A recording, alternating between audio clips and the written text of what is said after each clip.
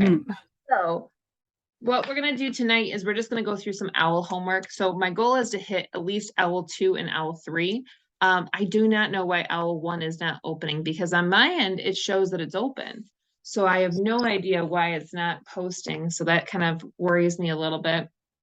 Because I even went back and double checked, and this is how it looks on my end when I go to see everything. Oh, it's not able. Okay. So it shows me all the modules, and it shows that the due dates are all December 11th, so everything should be open.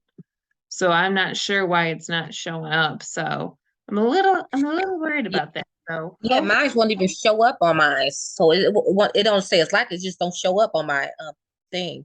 But it already graded for it.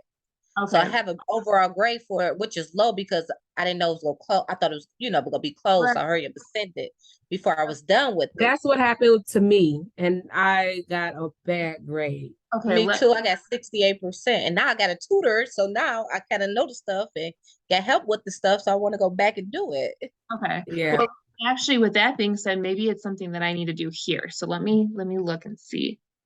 Let me see. Maybe I can change the setting on it. Shoot. And make another attempt for it. Maybe that's what I can do is I can change it to be like the attempts of how many times you do the homework will change. I'm going to see if I can fix that then, because maybe that's the reason. Okay, let me look and see. Continue.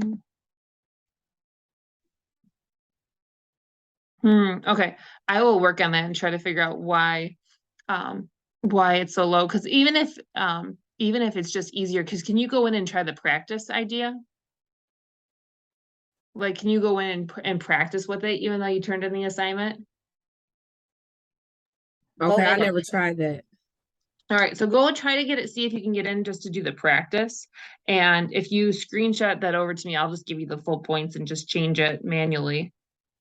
Okay, go in for module 1 because mine's not even showing up at all for the OWL.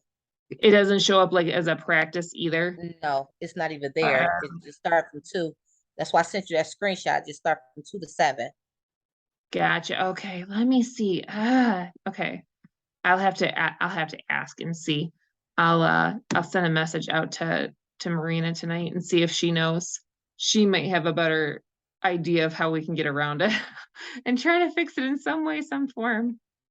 Even if I have to, maybe, geez, I don't know. I don't know how to change it. That's so weird.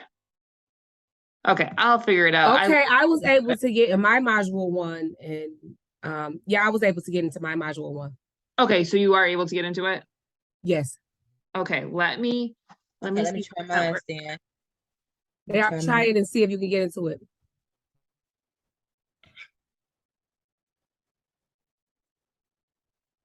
Okay, spinning.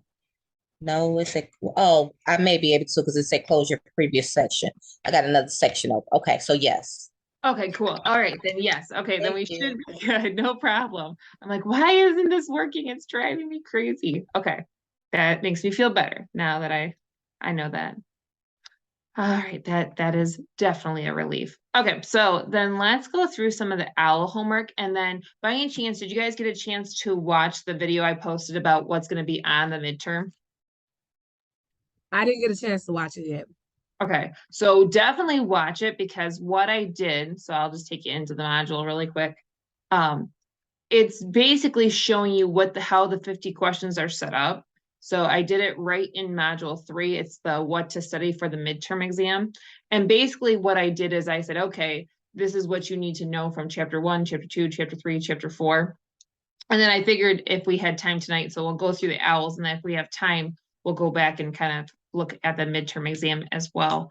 I'm also planning on doing, because I won't be available Monday until like 6 o'clock. Like I will get there right at like 5:50 for you guys to take your midterm. But I'm planning on doing another little tutoring session on Sunday night. So probably around the same time, like 6 to 7 or 5 to 6, something like that. And so if you guys can jump on, then if you guys have any more questions, I can definitely answer them too. So let's go ahead and start in the OWL though, and then we'll go from there. So are there any questions from OWL 2 or OWL 3 at this point?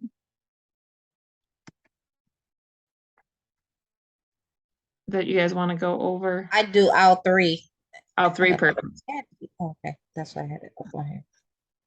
No, close it.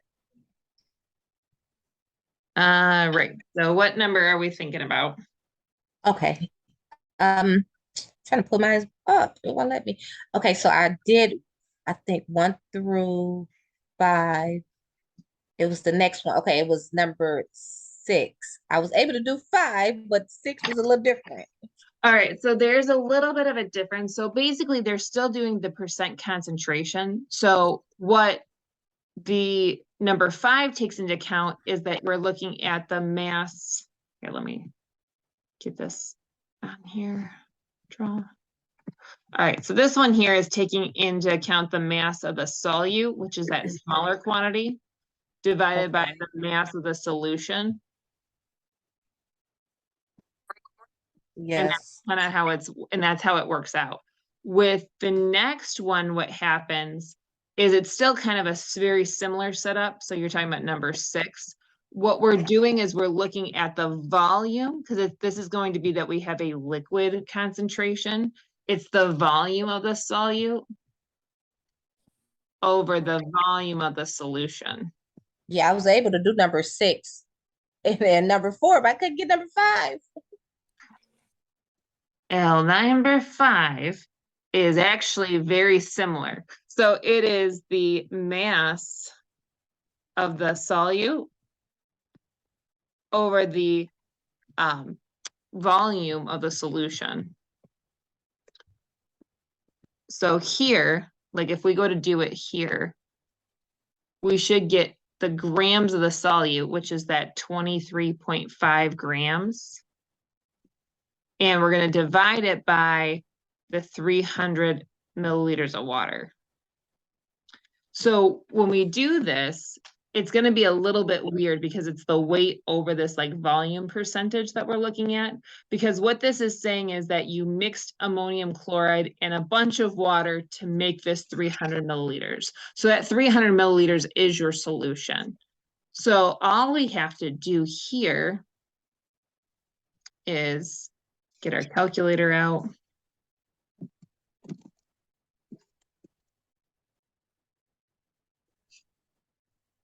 Okay, calculator. And pull this up. So it'd be 23.5. And we're going to divide that by 300. So it's going to be a really small number, but because we're going to multiply by 100, it should be 7.83%. So let's see if it comes out correctly. Yep. So basically you're just taking the grams and you're dividing it by that milliliter solution. Oh, so what I did, I put, because the first problem, I tried to set it up like number 4. And so I put 0.3 milliliters. Yeah. Yeah, that's right. No, this one you can just take right into account the milliliters. Oh, wow. Yeah. So now it might be a little easier. So let's do another one really quick. So this says an aqueous solution of chromium chloride solution is made by dissolving 20 grams. So the 20 grams of the chromium chloride is that mass. It's 20 grams. And it says insufficient water in a 200 milliliter volumetric flask. And then adding enough water to hit that mark. So basically it's saying when you mix water and the chromium chloride together, you get 200 milliliters. And then here, we just have to calculate the decimal and then get 100%. So we would do, oh, this is gonna be easy. 20 divided by 200, and then you multiply by 100%. So we should get, so we should get 10. So this is a 10% solution. So that's how much chromium chloride we have for the whole mixture. So it's 90% water, 10% chromium chloride. See, that's what I'm afraid of because when I learned one step and the problem was similar, then I tried to do it for that next problem. It was I mean, not totally different, but it was different. So I was using the same formula for that, and that's why I got it wrong. Yeah, because molarity is something different. So molarity, because of how it's defined, it's the moles of the solute over the liters of the solution. So this is a little bit different. Now, Well, it wasn't even molarity. It was the percent concentration. Wait, number 4. I got number 4 and number 6 right. I just couldn't get number 5 because it was a little different. Instead of doing taking the milliliters down to 0.3, I was supposed to keep it at 300, and I didn't know that. so for here, because it's just grams and you're dividing by grams, that just cancels out. So there wasn't any conversion there. And then for number 6, they're both in milliliters. So it should be that you just had to do the milliliters divided by the milliliters, because the milliliters would cancel out. So it wouldn't matter if you converted it to liters or to milliliters, it would cancel out anyway. I'm sorry. So how would you do 4? Yep, 4. So 4 is going to be that it's the grams of the solute divided by the grams of the solution. So the 1.70, as you said, divided. Yeah, divided by the 7. 17.4 grams. And then the grams cancel out. So Uh-huh. they multiply by 100%. And the reason we know that it is how it's set up, is because how they have it written, and actually I take that back. So let me read this carefully before I say it incorrectly. In an aqueous solution of ammonium chloride, this NH4Cl, it contains 1.7 grams of ammonium chloride and 17.4 grams of water. So actually I'm wrong, because what we have to do is we have to do this 1.70 grams, because that's our mass of our solute, divided by, because this is just for the water. Water's the solvent. We want to get the mass of the solution. So it'd be 1.70 plus 17.4 grams. And then the grams would cancel out. So in number 4, there's 2 different types of questions. Sometimes they give you the solution and sometimes they give you the solvent. But what we want to do is we want to add the solute and the solvent together to be able to get the solution.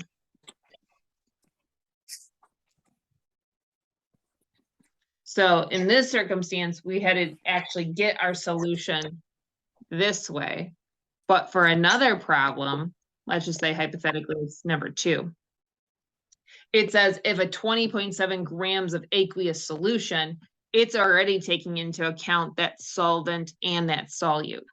So for this guy, we would just do the 3.07 grams divided by 20.7 grams and then multiply by 100%. Does that kind of make sense? Yeah, it does. Yeah, I guess I had to be careful too. I didn't read it and then I was like, wait a minute, oops. Because I was like, oh, they're all solution. Nope, because there's some that are solvent and then there are some that are solution for these guys here. And then Genevieve, does that make sense for number 5 now? How to calculate those? Yeah, I do. So when we go to do them for like the test, it's going to be kind of straightforward, that it's going to give you like a little piece here to kind of tell you how to set it up. So that way, you know, okay, the weight is going to be the mass in grams. The volume percentage will be that 300 milliliters. So they kind of give you a little piece to sort of help you out. So that way, you know what to expect. Again, you just have to be careful that it's the milliliters of the solution, not necessarily the solute or the solvent.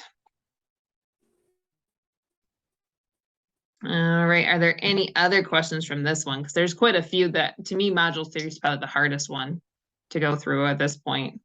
Module 1 It was module 1. Module 1 was for sure. Module 1 is difficult because it's like the first time trying to manipulate OWL. And like I said, it's so funny because even when I did the OWL homework, like it went step by step and I started laughing because I was like, there's even some that I was like, okay, how do I just plug this in? I'm like, I know how to answer it, but how do you plug it in? Like if only I could just tell you, okay, this is how you set it up. But then I kind of figured it out. It's just tricky, totally Yeah. tricky. And I have another question. Yeah, no problem. So, say for instance, it's 3 problems, but if you answer 2, it says master. Yeah, so Like, yeah, because you only have to get 2 right. You're only required to okay, get. so okay, yep, okay. So just be careful that once you get the 2, just move on to the next problem. Because if you hit, Yeah, because I did not move on because I was trying to get all 3 of them right, and yeah, yeah, no, no. yeah, you'll end up being there for a long time. So just go through Yeah. and do 2, and then if like I would say then once you're done with it, then if you want to practice, go back in and you can do that. But otherwise, nope, let it go, let it go, leave it be. You got your 2 points, move on to the next And one. no now. Yeah, otherwise you'll be sitting there for a while trying to get all 3 correct, and it's not as fun. It's not as fun to do. Awesome. All right. Are there any other problems? Because to me, some of the problems are more at the harder end at the back end. So I want to make sure that we have time to do those too. How did you guys feel? Because you guys haven't gotten to the number 7 then, right? The molarity questions. Okay. Okay. No, I was able to do number 6, but not number 7. Okay, so molarity is going to be a little bit tricky because with the molarity, it's the moles of the solute. So remember the solute's that smaller component over the liters of the solution.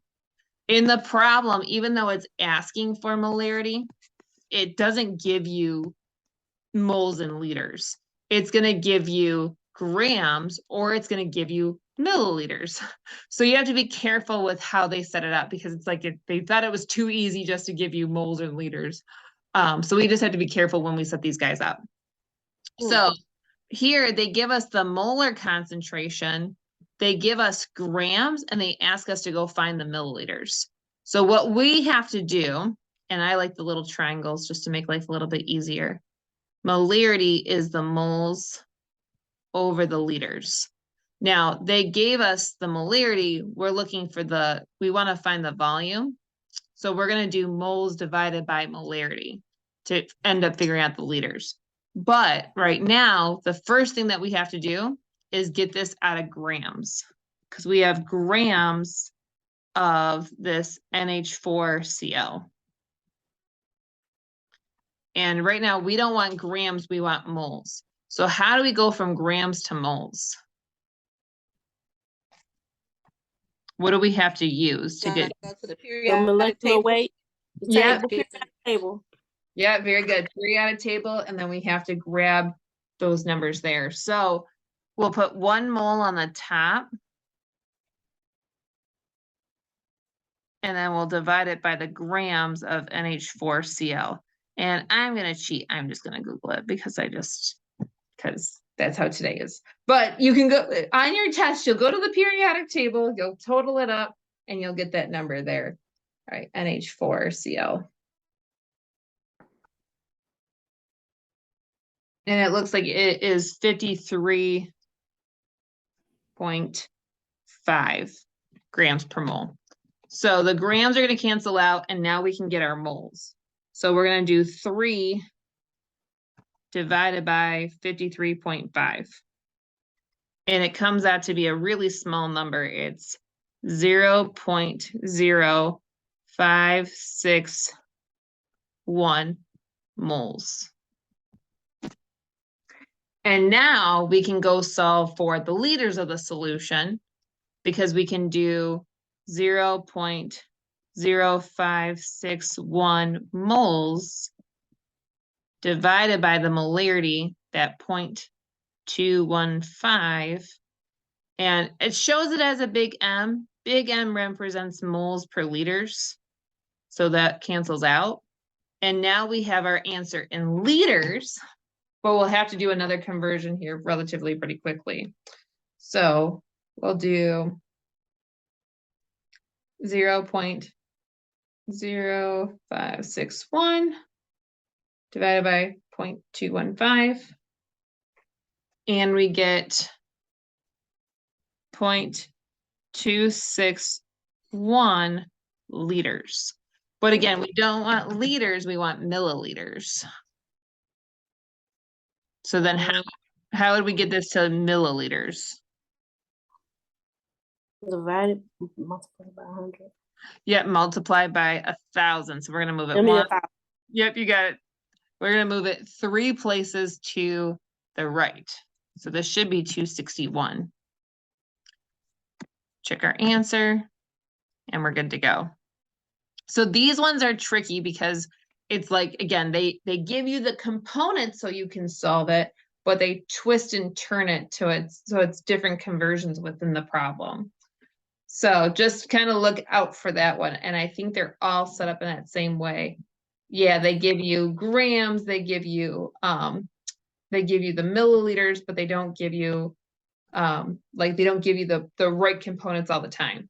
So for this guy here, they tell you that you have 0.164 molar concentration, and then they tell you you have 6.28 grams. Well, again, for molarity, we need to have moles per liters. So we have to actually convert grams to moles. And then we have to go solve because it doesn't just want the answer in liters, it wants it in milliliters. So let's first get this 6.28 grams of BaCl2. And how do we get it to moles? The periodic table. Periodic table, very good. 1 mole over, and then we find out the grams of barium chloride. Again, I'm going to Google it because it'll make it a little faster. And it should be about 208 grams. So that cancels out. So now we have 6.28 divided by 208. And this number comes out to be 0.0302 moles. So now we can go solve for the liters because molarity is moles over liters. We want to solve for liters, so we cover it up. So now what we'll do to get to the liters is we'll do 0.0302 moles divided by 0.164 moles per liter. The moles cancel out. And now we're going to have 0.184 liters. But again, we don't want liters, we want to convert it to milliliters. So how would we get this to milliliters? Times 1,000. Yep, times 1,000. So it'll be 184 milliliters.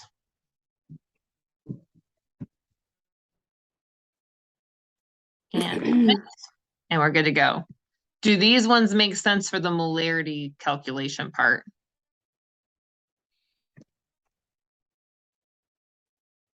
Are there any questions about like how we got to that point?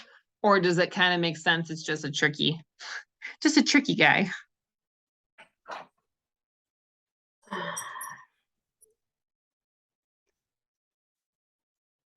Any questions on this one? And what I would suggest doing too for, because like I said, you guys get to use a reference sheet for your midterm. What I would do is where there's the molarity equation, write yourself a little note. You can have grams, you can have milliliters, you just have to convert. So I would write yourself like a little bit of a note that you can move your pathway to getting there. You just have to know what it's asking for. So again, if it wants the answer in milliliters, you have to just go find liters first, and then you can convert to milliliters. If they're asking for grams, you solve for moles, and then you convert it to grams. So write yourself like a little mental note of how to do it. And really quickly, let me double check, because I believe there is kind of a question set up like this in your exam. So I want to double check to make sure I'm telling you correctly.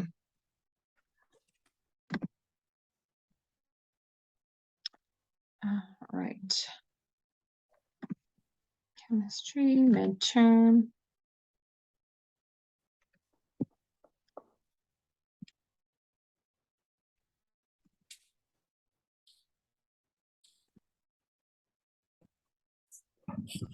Yeah, so there is a molarity question.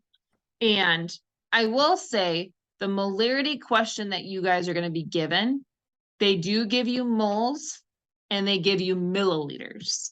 So you want to make sure that you know, hey, I want to be in moles per liters, not moles per milliliters. So you go and solve for molarity, and it's easy to calculate, but you have to make sure that you pull it out of milliliters and get it to liters. So there is a question like that for molarity. So just as a heads up, you're going to want to know how to convert. It's a little easier. You don't have to convert to grams, but you do have to convert from milliliters to liters for sure. And then I think there's another question that I wanted to make sure to make mention of. So that's actually it for the molarity questions. There's only going to be one molarity question on your exam if this makes you feel a little bit better of what to expect. So one question for that. That's not too bad. All right. How do you guys feel about, okay, so I'm going to show you guys then how to do the next problem, which is a dilution problem. Dilution problems are actually pretty easy. You just have to know what they're asking for. So in a dilution problem, what you do is you use this formula. And what it's saying is that you have concentrated on one side and you have dilute on the other. And basically what's happening is you're starting with a really heavy concentrated solution, and then you're just adding a great deal of water to make it dilute. So they want to know either like what was the concentrated solution originally, and then what was the dilute solution at the end. So they have this little concentration equation here to make sure you know how to convert back and forth. So with dilution problems, this is number 8. They're going to be asking you to look for something. So it says in the laboratory, a student dilutes 11.2 milliliters of a 12.0 molar concentration of hydrobromic acid solution. So that is actually going to be your concentrated solution. So what happens here is that we do 12.0 m times 11.2 milliliters. And then it says to a total volume of 150 milliliters. So that's actually our volume diluted. And it wants us to find out the new diluted concentration. So we don't know what this guy is. And basically for these problems, what you look for is that you're going to start with a lower volume for the concentrated, and you're going to start with a really high molar concentration. With the total volume, you're going to add a lot of water to it, so you're going to see that that's a way bigger number. And then the concentrated solution that we're going to end up with, this molar concentration, is going to be really, really tiny in comparison to the 12.0 m. So once we get this set up, all we're going to do is divide by 150 on this side. This guy cancels out. Divide by 150 over here, milliliters. Our milliliters cancel out. And now we're just going to be doing some pretty easy math. So we're going to do 12 times 11.2. And then we're going to divide it by 150. So our molar concentration of our dilute solution, or the molarity of this dilute solution, is 0.896 m. So as you can see, we went from a 12 molar concentration to a 0.896. So this is a really tiny concentration in comparison. So what you're doing is you have something really, really concentrated. We're adding a crazy amount of water to really dilute it. And that's what we're just kind of practicing with these problems. So these ones are not too bad. You just have to know what they're looking for and how they're set up. Does this kind of make sense for a dilution problem of how it's set up? Yeah. It makes sense. Okay, because this is going to be an actually pretty easy question if you get one. I believe there is a dilution problem. I'm going to double check.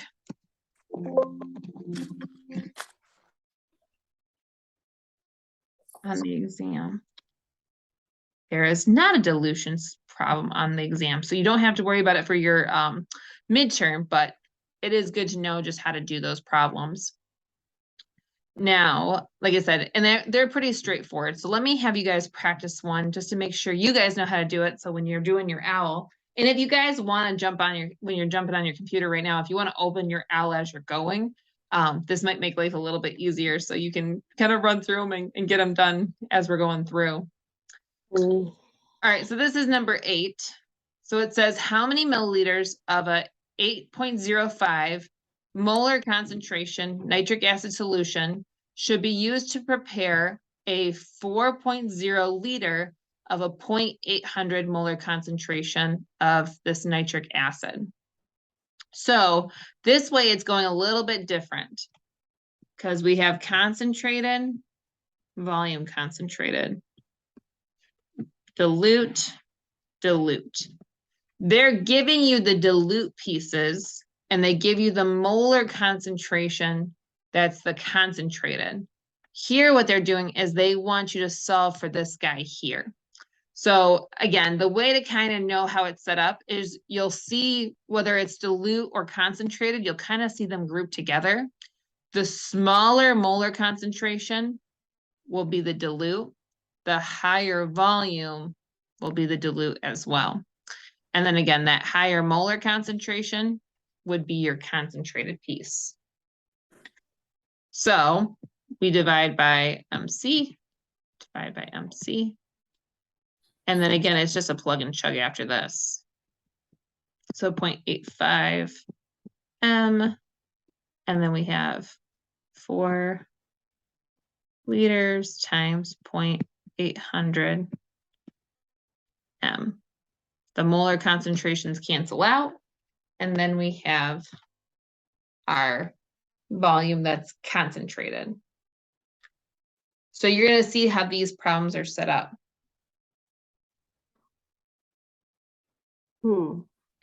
Does this kind of make sense of how it was set up, or are there questions? Because if there's questions for sure, let me answer them so that way you kind of know what to expect. Well, I have a question. Are you going to post this one? Because I don't think you posted. Yeah, they should be posted. Let me see. Hold up, let me look really quick. They should be posted. Are you talking about the Yeah. tutoring or just the OWL homework? The tutoring. Yeah, On they should Tuesday. be up. I didn't see that one. Let me see. Because it would be in module 3, right? It's only one in module 3, and that's the that was the class. Zoom lecture. Yeah, because we didn't do a tutoring on Tuesday. Oh, okay. I thought I missed. I'm like, No, we didn't have Okay. a tutoring on. I ended up having some issues with my little 4-year-old. He decided to just stop breathing, so I had to go take him to the What? room. Okay, It was a fun little day. His, with RSV going around, his O2 stat was really, really low. So he doesn't actually have RSV, but he was at a 90. So that was nice and fun. So I kind of Yeah. just watched him like a hawk. And then I was like, oh, great. With the twins going, I'm like, oh, super fun. So no, that's why there's not one for it. So this is the first one but yes, this will get posted for sure. For sure, I will post this so that way you guys have this to go back and look at. All right, well then, do you kind of want to go through what's going to be on the exam so that way you kind of know what to really hit hard on the OWL? Yes. Okay, let me do that. So I'm going to do this really quick. Let me cancel out. Okay, so for the exam, like I said, I did make a little thing, so you can go through like more in a little bit more detail later on. But so there will be questions about, again, there's going to be one molarity question, so you have to make sure you know how to solve for molarity. There's going to be questions about solubility terms. So this is from what you did in module 3. So you'll want to know the difference between like a solvent and a solute. The solvent is the larger quantity. The solute is the smaller quantity. So the solute is going to be what's basically dissolved in a small amount. And then the solvent is the larger quantity that we're gonna see. And usually water is your solvent, but it's not always the solvent. But usually water will be your solvent most times. And then there is gonna be like a calculation to do. So you're gonna have where you have to do the weight per the volume. So again, what we'll end up doing is you're gonna calculate the percentage of weight. So again, the grams of the solute over the milliliters of the solution or the liters of the solution, just depending on what they give you. So you'll do that calculation, just like how number 4 is set up in your OWL. Is it 4 or 5? I'm sorry. 5. I'm sorry. 5 is how 5 is set up. So you're going to do questions like that. And so just make sure you feel comfortable with that. So it's the percentage of weight over the volume. So again, they'll give you grams per milliliters or grams per liters, and then you're going to multiply by 100%. So feel comfortable with number 5. Feel comfortable with molarity. Those will pop up. Then going into chapter 8, which we haven't really had a chance to go through tonight, are the energy diagrams. So this is going to be number 9 in the homework for OWL. Oof. Yeah, so you're going to see some questions kind of set up like that. It's not terrible. It just wants to know basically how the reaction is moving. And it's thinking about whether it's an endothermic reaction or whether or not it's an exothermic reaction. So let me show you really quickly. I'm going to post this up so you can see it. So again, this would be kind of a good one to go through and make sure you can practice. So what ends up happening with reactions is you have to get over this hurdle called the activation energy. That's what this guy is here. So the activation energy we always show as this EA. And usually, like in biology, we talk about how catalysts like enzymes help to lower the activation energy. But what we want to see is looking at this activation energy, we want to see if it's an exothermic reaction or an endothermic reaction. So for an exothermic reaction, the energy of the reacting system will kind of show you these stages here. So you'll see that we have our reactants. Let me get myself kind of all situated. We'll get our reactants kind of set up in the beginning. So we'll see this change in energy.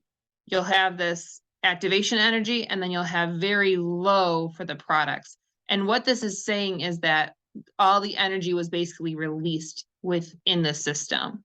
So when you go to look at the kind of how it's set up, you'll see really heavy energy on the reactant side and like no energy on the product side. So that tells you that everything kind of left, and that's an exothermic reaction. On the flip side, if it's an endothermic, you're going to see that really there's nothing on the reactant side and it's all on the product side. So that's kind of how we have it showing off.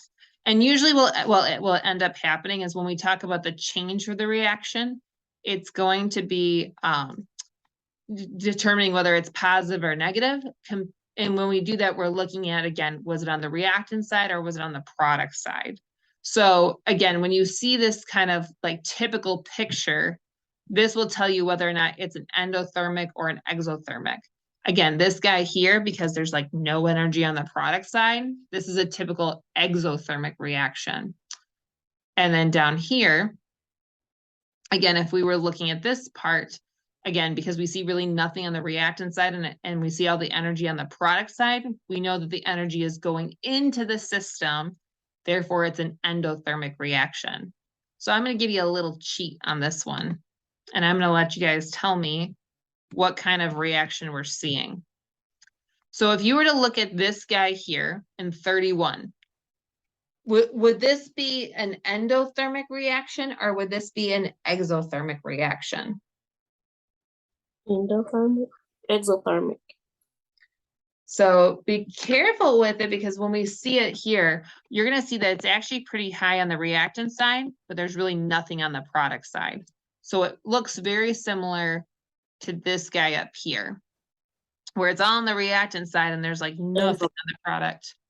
Yeah, so this would be an exothermic reaction. So Hi. just as a hint, this might be on your test. Hmm.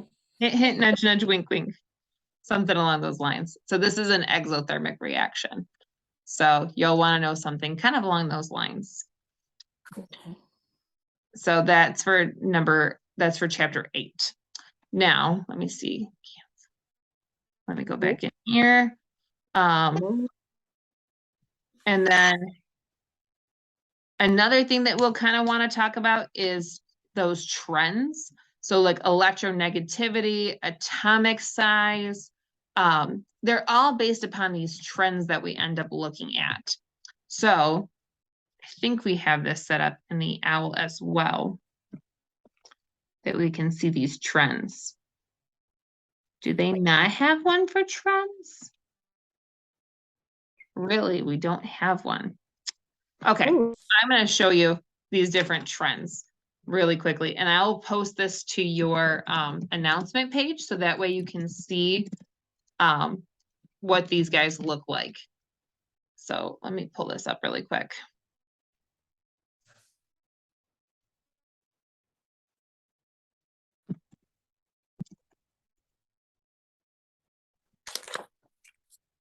Okay, so kind of what ends up happening, and it's like kind of like that electronegativity trend that I showed you guys before, and we talked about how like as you move across the periodic table, if there's increasing or decreasing as you move down.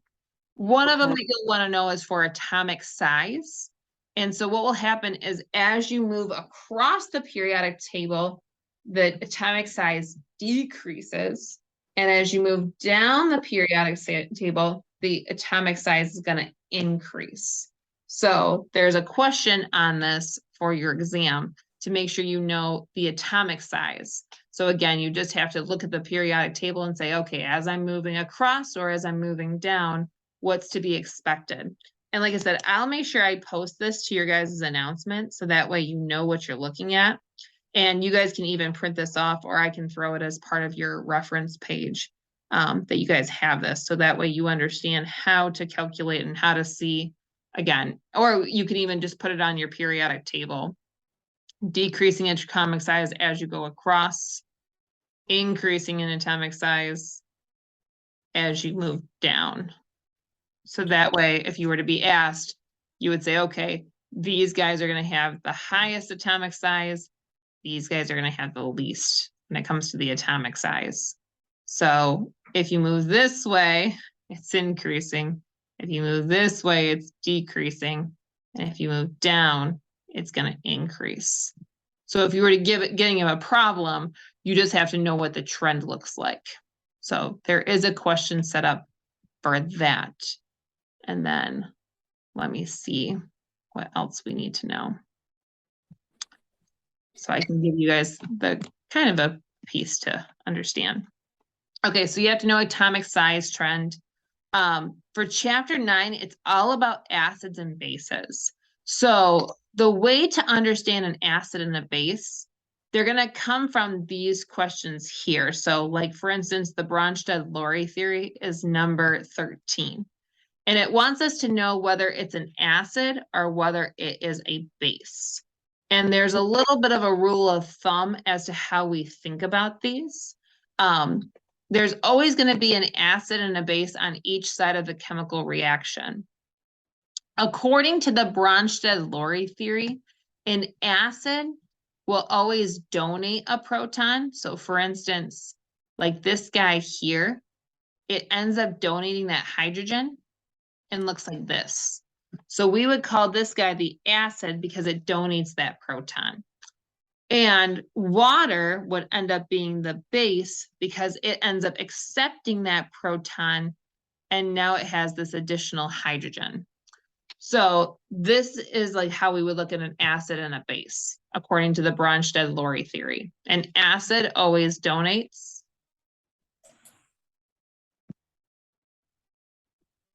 And a base always accepts. Now what happens here is that they're gonna have what are called conjugates. And conjugates are like their pairs. So on this side, we have an acid and a base. We'll have a conjugate base and a conjugate acid to basically pair up with these guys. Kind of like if you had salt and pepper, how they would be like a conjugate of each other. The same thing's gonna happen here. This guy is gonna end up being the conjugate base because they kind of go together. And then this guy is gonna be the conjugate acid because they go together.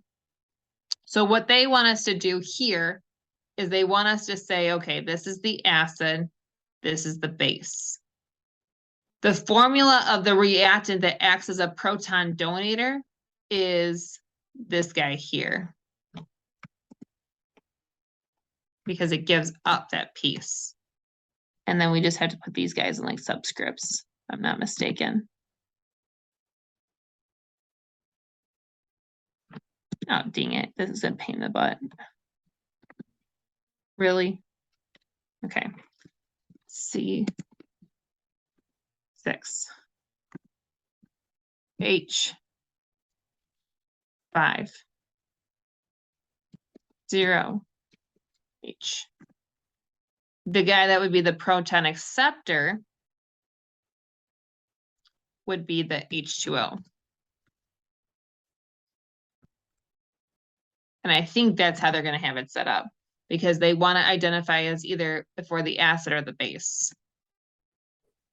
And so when you see these guys, they're pretty straightforward and easy. You just have to know who's donating and who is taking. This guy is donating, so he's the acid.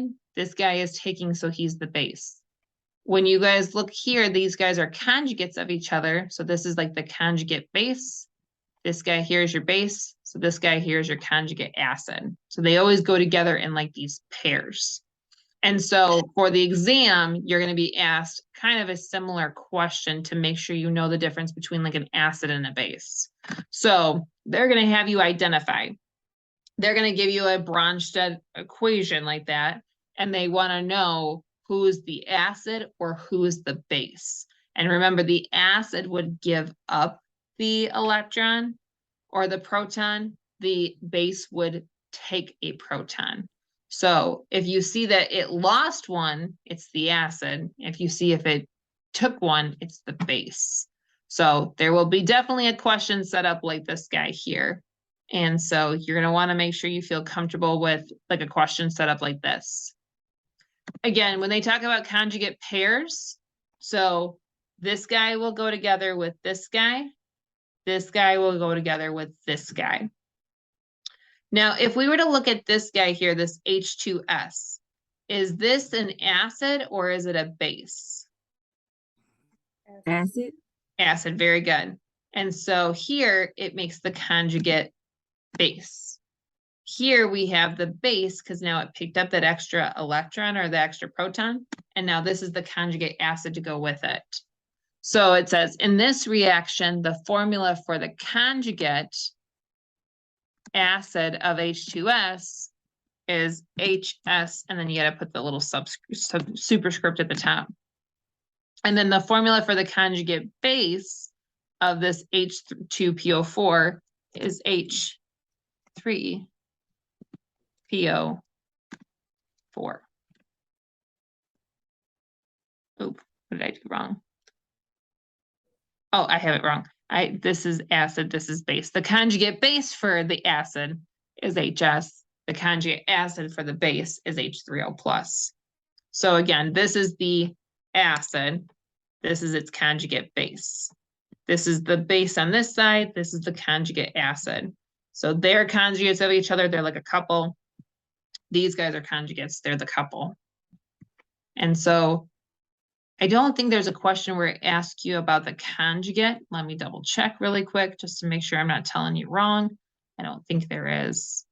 I'm almost certain there's not, but I'll double check to make sure.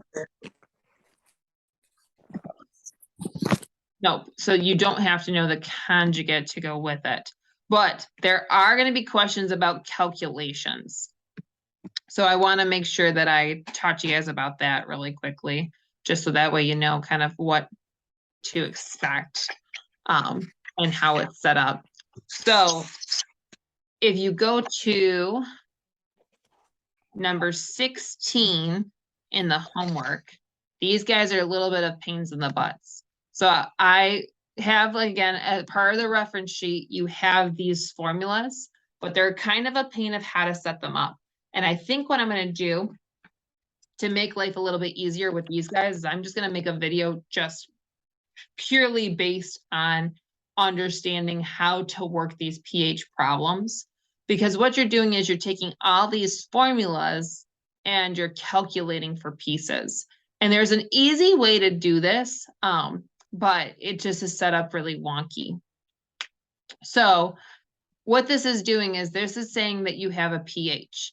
If you guys remember, pH is a scale and it runs from 0 to 14. And 7 is considered to be neutral. Anything below 7 is acidic. Anything above 7 is basic. But what we want to do is see for pH is how to actually calculate it. And what it does is it helps us to calculate for the amount of hydrogen ions present. So when we talk about pH, it's actually dealing with hydrogen ion concentration. And scientists just don't use that hydrogen ion concentration to make sense to others. They use the pH scale because, again, we can say, okay, 5 is acidic, 12 is basic. So instead of having to tell the actual hydrogen ion concentration, they just give us the pH. But to calculate pH, it's this negative log of H3O plus. For POH, it's thinking about the number of hydroxide ions. And usually if this guy is high, it has low H3O plus. Versus if with POH, if this guy is high, it tells us that it's more basic. So the more acidic you are, the more H3O plus you have. The more basic you are, the more of those hydroxide ion concentrations that we have. But what we're going to do is we're going to solve for them. So pH is negative log of this H3O plus. POH is negative log of OH minus. And then if you put the pH and the POH together, we get 14. So we're going to solve and try to actually conquer these guys. And we can end up changing it to where like we have the log and we have what are called the antilogs. So what you can see here is we can calculate for one or the other. We just use a little bit of a different formula. It's the antilog of it. So here, they just want us to tell how acidic or how basic something is. So if you had a pH of 10, that's pretty basic. So that's going to be not very acidic at all. This H3O plus is like our hydrogen ion concentration. So when we see this guy here, it's going to end up telling us that the pH is 6. So that's kind of like the middle ground. And then with this OH, this is going to tell us that it's 10, but the pH would actually be 4. And I'll explain more about that, of how I know that coming up here in just a minute. But this one, they just want us to rank the acidity. If you're not sure, we can always calculate these guys to try to figure out what we're expected for pH and then just see which one's the most acidic or what's the least acidic. So this guy is the most acidic and this guy here is like the middle ground. And again, we know this because we know that pH scale. If you are more than 7, you're considered to be basic. If you're less than 7, you're considered to be acidic. But like I said, if you need to calculate them, we can always just try to calculate for pH and try to figure out these numbers here. It's not that challenging. It's just knowing how to manipulate the equations. So for instance, like this guy is just the pH at 10. So we know that it has a 10 for pH. For solution 2, we can find out the pH because we know what the H3O plus concentration is. So we can use the calculation formula to know that that's a pH of 6. It's also easy to know because if you notice this H3O plus is 10 to the minus 6, that automatically tells us that our pH is going to be 6. So just as a heads up. Same thing down here with this OH minus concentration. It tells us the POH is going to be 10. And if we wanted to solve for pH, it's just 14 minus 10. So they look really chaotic and crazy. They're not really that bad. I know this looks super ultra confusing right now, but I promise you it'll get a little bit easier when we go to practice them. So again, same thing kind of here, how they have it set up. You're going to try to figure out pH. So the pH of 10, that already tells us that it's 10.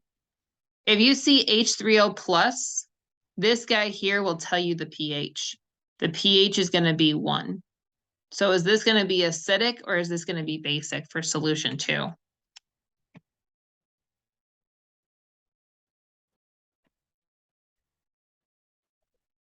If you had a pH of 1, would that be acidic or basic? Acidic. Acidic. And that'd be more acidic than pH of 10. Yeah. Now this guy here, when you have this OH minus, and it shows you this number here, the POH is going to be 6. And to calculate for pH, it's just going to be 14 minus 6, because 14 is the highest it can be. And then 6 was that POH number, so the pH would be 8. So this guy has a rank of 10, this is 1, and this is 8. So this, they just want you to know, again, which one's the highest and which one's going to be the lowest. So if we do So this, you just mark which one. yeah, you just mark which one. So this one's going to be the least acidic. This guy's the most acidic here, and then this guy's that middle ground to submit the answer. Now, for your test of how they're set up, it's going to be just a little bit different. So that's why, again, I want to make sure I make mention of this. They're going to ask you to calculate for pH. So for instance, like let's just say hypothetically, you see your test question, and it's kind of like that. This may not be your test question exactly, but at least it gives you an idea. They give you this H plus. So what you have to do is you have to plug this into your calculator knowing that equation. pH is negative log of H plus. So when you get your scientific calculator, you're going to be hitting negative log, and then you're typing in this number 5.62 times 10 to the negative 9. And that's all you're doing is you're just plugging and chugging these problems. So it's 8.25. This one's a little bit trickier because, again, we don't quite know. It's not as straightforward. But again, you're just plugging it into the equation. So you may have to solve for pH. Or you may have to solve, again, where it's pH, but it's just kind of funny how it's set up. This one tells us the pH, and now we want to find out the H plus concentration. So we had that pH was negative log of H plus. But we can change this problem up a little bit and have H plus is 10 to the negative pH, because it's taking the log and the anti-log. Again, you'll have these equations already set up for you. You don't have to memorize them. You just have to know what you're looking for and what they gave you. And so again, they gave us the pH. So we would do H plus equals 10 to the negative 5.37. And you just plug it into the calculator. So these guys are actually easy, but they're difficult and confusing at the same time because you have to know what you're looking for and how it's set up. But like I said, what they did for you guys is on your reference sheet, when you go to practice with this guy, let me pull this up really quickly. You'll see that they're already given to you. So you don't have to do any like extra work. Wait a minute, is it on here? It should be on here. Yeah, so they already gave you these guys here. So they're pretty easy to remember. Again, I would add in a couple of things just to make sure that this makes sense. when you see pH is negative log of the H3O plus, H3O plus can also be written as H plus. So on your exam, as you've seen, they put H plus, not H3O plus. I'd also say to remember that pH plus POH equals 14. So I'm that sorry, way, can you show me how to put it in my calculator again? yeah, no problem. So let me actually pull up a scientific calculator really quickly, so that way you know how it's set up.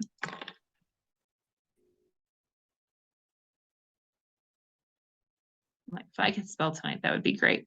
So clear.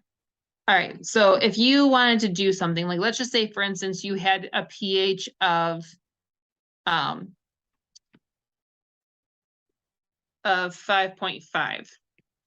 And I said I wanted you to know what H plus was. H plus is 10 to the negative pH. So what you would do for this H plus is we would have 10 to the, and then we put negative 5.5 and then close it. So then we get this really, really tiny number. But what that tiny number tells us is what we have in, oh shoot, why is this not working? Why is it not setting up right? Hold up, let me try to get this so it's set up correctly. So there we go. So because we're looking for that H plus, so again, we do 10 caret negative 5.5. This is showing us in decimal form. How you guys will end up seeing it is in scientific notation.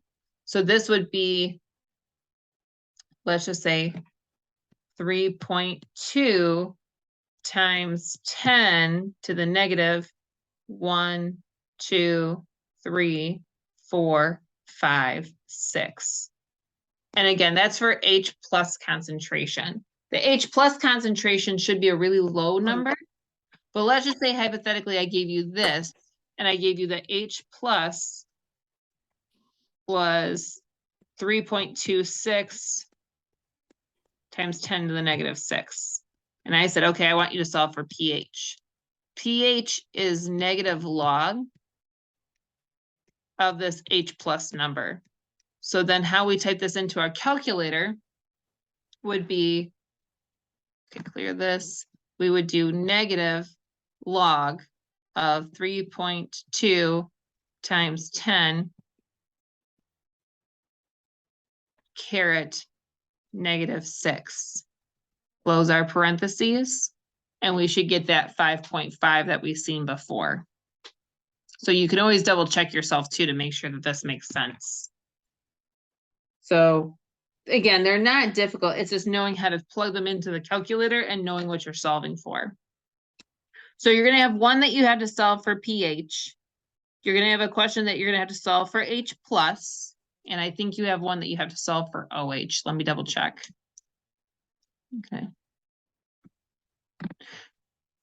Yep, you're gonna be asked to solve for OH. So again, we just have to know the calculations of how to go to pH or POH and then solve for the calculations from there. And like I said, when we talk about pH, if you have a high pH, it means you're more alkaline or more basic. If you have a low pH, you're acidic. A low pH, which means you're more acidic, means you have high H plus concentration. A low pH, I'm sorry, a high pH means you're more basic, and therefore you have a low H plus concentration. And like I said, I think I'm going to make just a straight video talking about how to calculate these because they're a little bit tricky, and I want to make sure you guys feel comfortable with them. So I will probably bring that up and have a couple more for you guys to do. But like I said, so you will get a couple pH questions in there. So there's at least 3 that are calculation questions. Like I said, you'll have to know some trends. So like atomic mass trend will pop up. The ionization energy trend will pop up. You're gonna have to know what, again, the solubility idea is and knowing solution of what it should be. So there will be some questions set up there as well. And then, like I said, there will be some questions about energy processes. So again, knowing like endothermic reaction, exothermic reaction. We want to make sure we feel comfortable with that as well.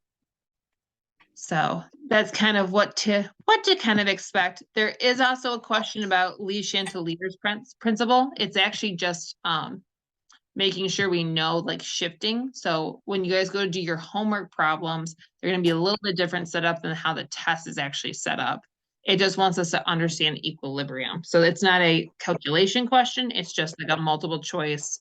What does this mean question? But I think that that's kind of it in a nutshell for module 3.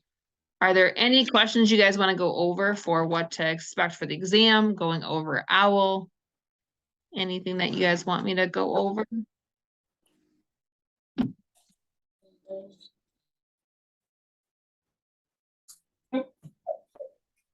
Any questions, concerns, comments at this point? I know you guys are like, I don't know. So much to do, so little time. Yeah, it's a lot. I just gotta go back and finish some homework. Okay. Well, like I said, I have some videos up for the OWL homework. Like I said, I do have a video of what to expect for the midterm, so you guys kind of know what questions to go back in and look at. So my suggestion would be go back and look at the OWL homework and go back and look at the PowerPoints just to make sure, again, sometimes it'll be a calculation question. Sometimes it's just like a straight multiple choice question about the concept.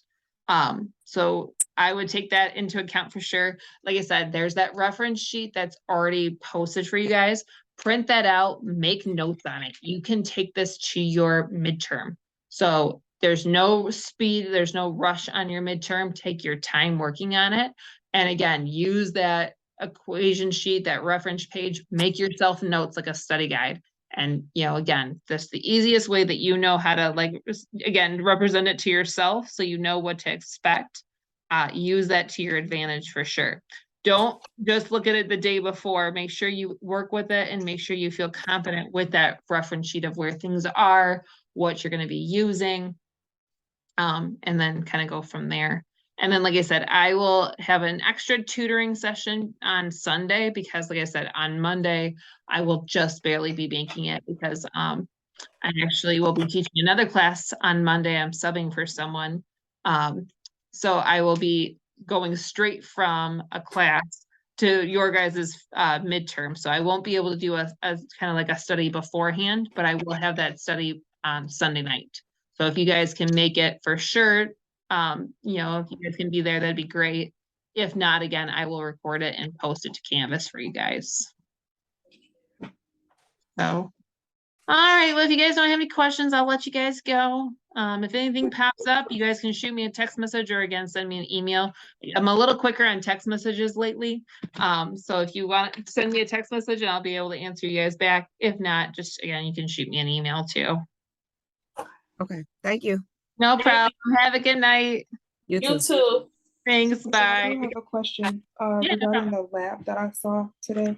Yeah. Well, I was working on the one of the labs. I think it's lab 1